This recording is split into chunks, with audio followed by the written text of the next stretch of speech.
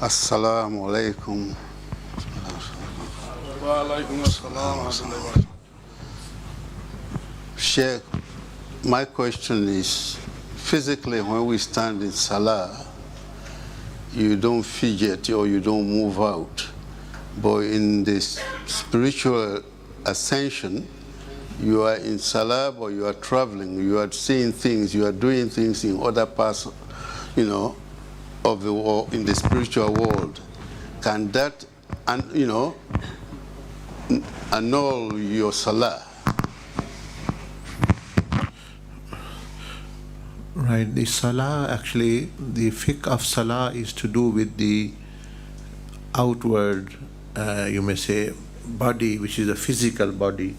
So let's say, even if a person is standing in salah, thoughts of his house, his family, other things are coming, that doesn't break his salah.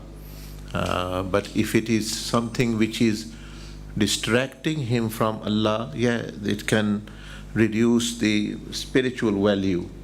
But actually remembering something or seeing something which actually reminds him of Allah subhanahu wa ta'ala, that adds to his spiritual value and his connection, because the purpose of salah is also a connection, strong connection establishing with Allah Jalla Majduhu.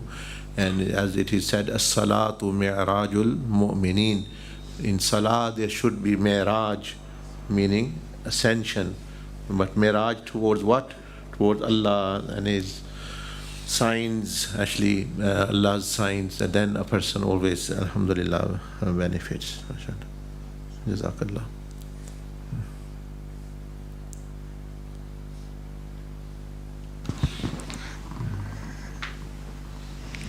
Anybody else?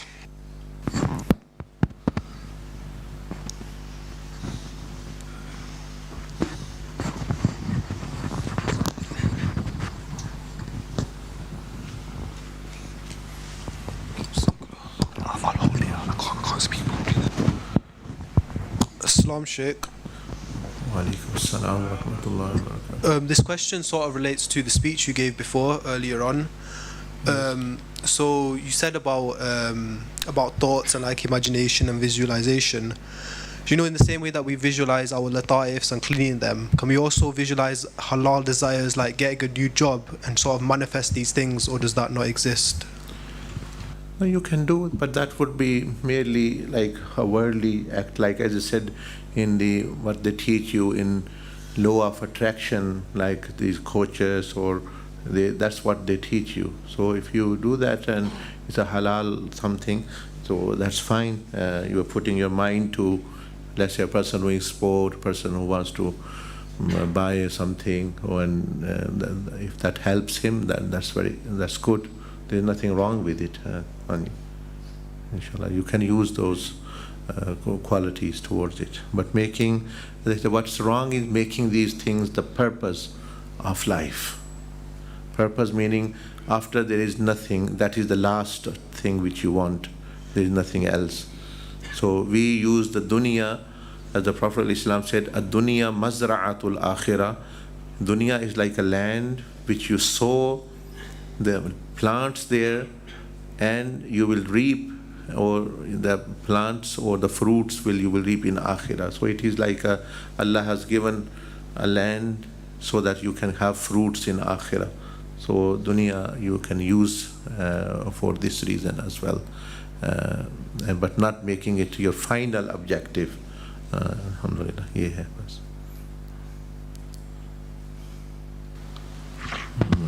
Okay, no, I normally don't go to the same person twice, but since the brother's from Canada, we'll be going back. So.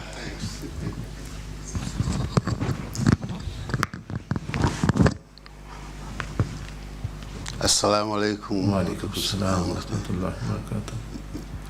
My question is about what we have learned in the past 10 days. There are going to be pitfalls for many of us because we are going back to the rat race. Although I'm retired now, I don't, but there are still things that are going to be obstructive in my spiritual journey. What is the, what would you tell us to keep us, from these distractions? Inshallah, you will be informed in more detail before leaving. But for now, one should know that this is training. So now there is no hardship, no obstacle as such. This is a training. The real thing, as you said, is going to be the outside. So that is what you should be focusing on, because here it's like you're training and the war starts outside. The battle starts outside. So in the battle, two things happen. Either you win or you lose. So win meaning that you are, mashallah, practicing and conveying and keeping your steadfast as well. Losing means that you violated something, you went back to your old ways or whatever. If you lose, you use the power of tawbah and istighfar to stand up and walk again. And if you win, you do shukr of Allah, meaning you thank Allah subhanahu wa ta'ala. Let's say you are going from here to Canada back. Now, you're going directly there. Let's say you're going from here to London, and when the plane flies from here, something wrong happens with the plane, and the plane had to land in London. Okay, so it will land in London. It shouldn't be there, but that's how it's emergency. So after 6 hours, they correct whatever wrong, and it flies again towards Canada. Again, it stops somewhere in the way, Greenland or somewhere. And then you are there stranded 1 day, 2 days, 3. But you got your mind, I want to go to my home. I want to go to Canada. Again, they actually repair it. It starts flying to Canada. And then actually, you might reach after 4 days, but you have reached your destination. That's the example of being on the right path which you have asked. Our land and home is Jannah, paradise. So we might fly, we might try, like you saying, we might go out, and our plane, our flight, spiritual flight might not be the smooth one. It might have to come down. So what you would think is that you don't move your objective. Yes, my home is Canada, my home is Jannah. Again, you actually get up. It might take some time, 6 hours. Like the Prophet ﷺ said in one of the hadiths, that if someone commits a sin, Allah Azza wa Jal, as I said, Allah is the most merciful, and that the type of mercy He have cannot be found anywhere. Anyone cannot. For example, if you go to people, anyone, the most they will do, if you've done something bad or mistake, they will forgive you. But still they will say, we've done favor on you, and they will keep reminding you. Once a person goes to Allah, He does not only forgive, He even changes that sin into virtue as well. Now that kind of mercy cannot be found in creation. Like you've been sinning in 5 years, doing heinous type crimes. Now you've done Tawbat and Nasu, and in your book of these 5 years of worship is written, high level worship. So can you imagine? So Rasulullah ﷺ said, due to that mercy of Allah, Allah has created a buffer zone to help over. Now this is very, very beneficial tip for everyone. Allah has created a buffer zone for us. Let's say you are an expert somewhere, you are working in computers or whatever, and there, if you do mistake, you lose your job. It's very serious type job, actually, do with security and do with anything. But if the company says that, look, if you carry on doing the job, if you make a mistake, you have 6 hours. In 6 hours you correct it, it's as though you've not done. That's fine.